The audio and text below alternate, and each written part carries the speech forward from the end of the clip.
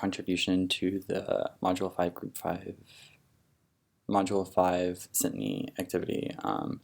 I wanted to kind of give you a tutorial of how I went through Island Viewer and just some reflections that I have about the application and its data. So going to Island Viewer, it's on its 4th iteration now as of 2017, and it's fairly straightforward by this little toggle search bar.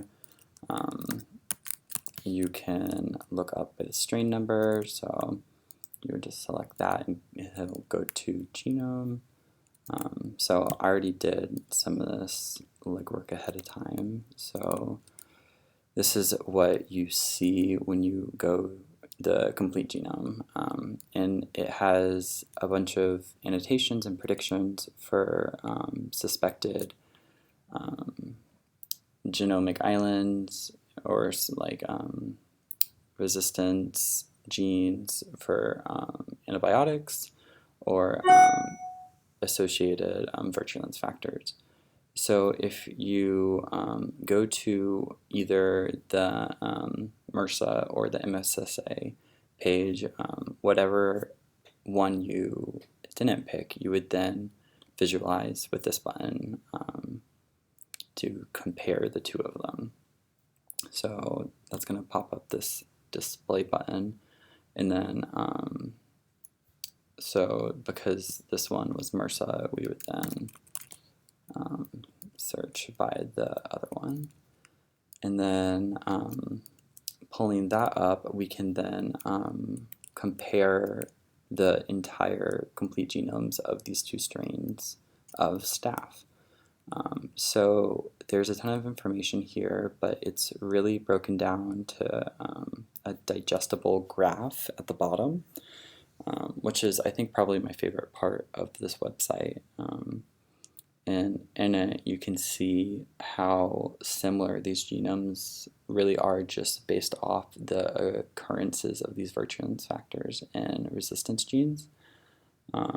Additionally, what's kind of cool is the little green things and orange, these SIGI-H hidden Markov models are another island finders. So it actually found 4 genome islands. So actually that's a transposon, so that makes sense. Yeah, transposon. So this is a full transposon, which you can actually see. It looks as if at some point that was successfully passed between these two strains, because if you compare them,